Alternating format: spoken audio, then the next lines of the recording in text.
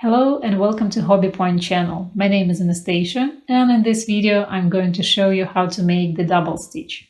This is a preview lesson of my online course on needle tatting basics. If you like this lesson, you are welcome to join the course. I will be really happy to share my knowledge with you.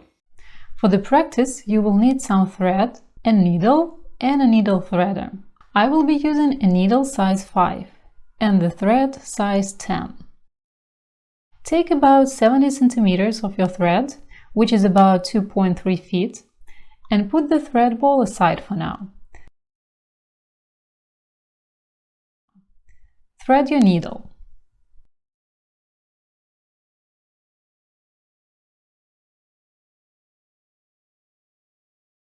Okay, so we are done with the threading.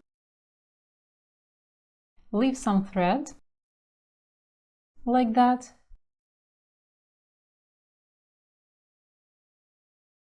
And place the thread close to the needle. Imagine that your thread is divided into two. The part that goes to the right is called the core thread. This is the thread that will go inside your stitches.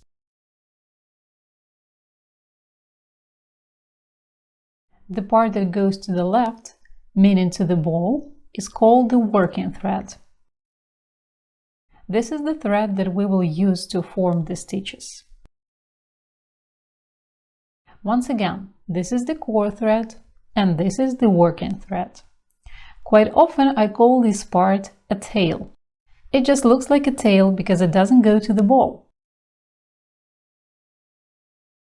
Hold your needle and the thread with your right hand like that. Here you have the thread tail. I'm holding the needle somewhere in the middle with my thumb and my point finger.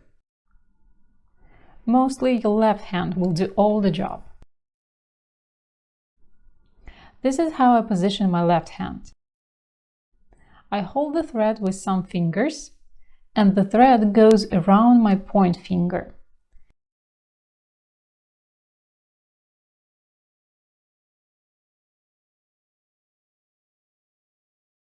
The needle goes under the thread that lies on the point finger.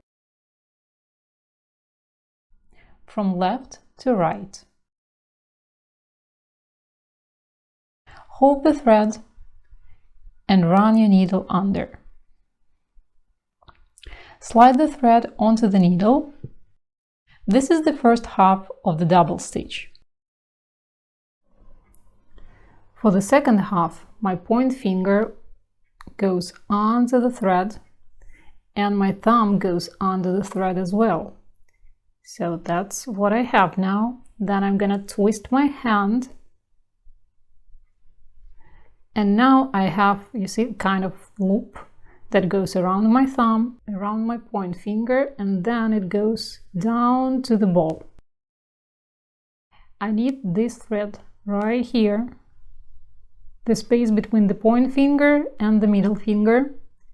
So I go under the thread and then slide the stitch onto the needle.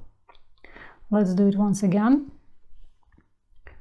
The first half, point finger under the thread, thumb under the thread, turn my hand and go with my needle under the thread between the point finger and the middle finger, from the back side to front,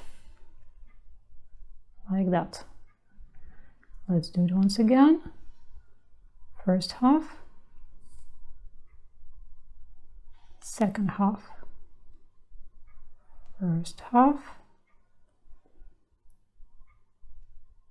second half. You can also try another way. I don't do that, but I've seen a lot of tatters who actually do that, and some of my students prefer this method. So the first half is done in exactly the same way, but for the second half, you go with your point finger under the thread and then do this move. And then you go with your needle from the back side to front. gives you exactly the same result. First half under the thread,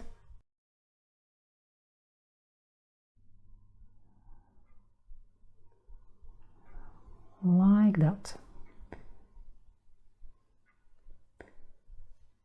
First, second. I don't like this because when I do the first half, everything is okay. When I do the second half, I always scratch my finger with the needle, so that's why I don't like it.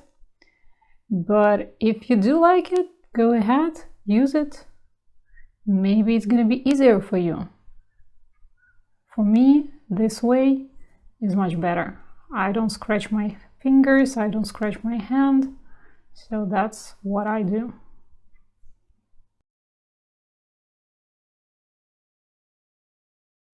So here I have 4 double stitches. You can count the stitches looking at the small lines under the needle. 1, 2, 3, 4. 4 double stitches. It's more obvious now which thread is the core thread and which one is the working thread. The one that goes to the right is the core, the tail. And the one that goes to the ball is the working one. To rip the stitches, you just need to pull out your needle. Here we go. No more stitches. Sometimes I'm asked how tight the stitches should be. Well, the answer is the following. The stitches should be tight enough to stay in place on your needle.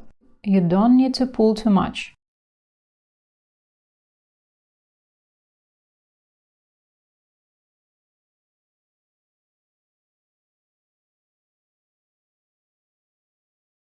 Your hands should not be tense. Otherwise, your hands will have marks like that, and you will get tired right away. Also, it will be difficult to slide your stitches off the needle, which we are going to do a little later.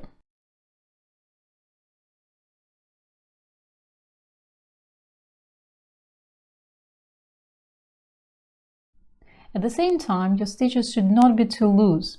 If you don't tighten them, they will look like that.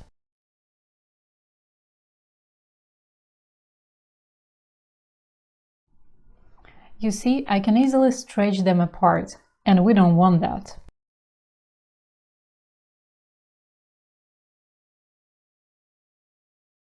We need something in between, so your stitches should not be too tense, but at the same time they should not be too loose. Your thread should be tightened a little with your left hand, so you pull it a little bit.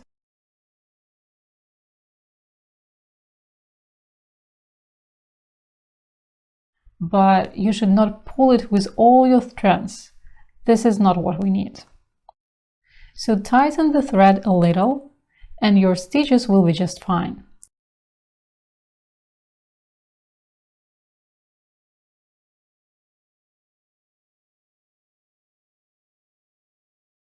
You should be able to move your stitches along the needle.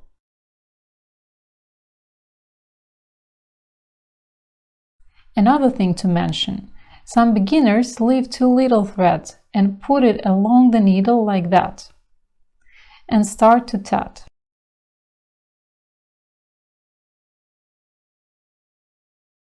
This is not right. We need more thread for the tail, and it should not be placed along the needle.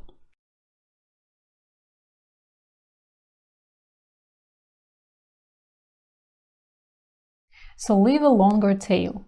I will tell you a little bit later how to understand what length is needed. For now, just leave approximately as much as I have so that you can practice. Hold the needle and the thread with your right hand. With your left hand, make the first half of the double stitch, then the second half.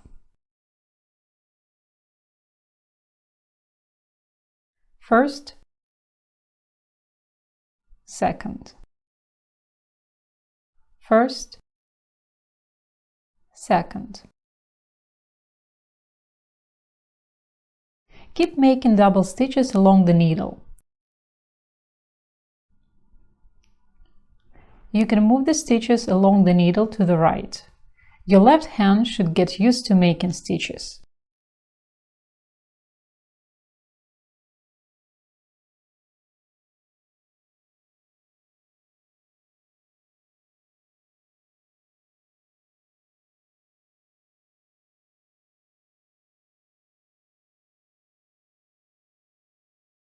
When you've made some stitches, rip them off the needle and do that again. Your task for now is to practice making the double stitch. Next time, we'll use the skill to make a ring and a chain.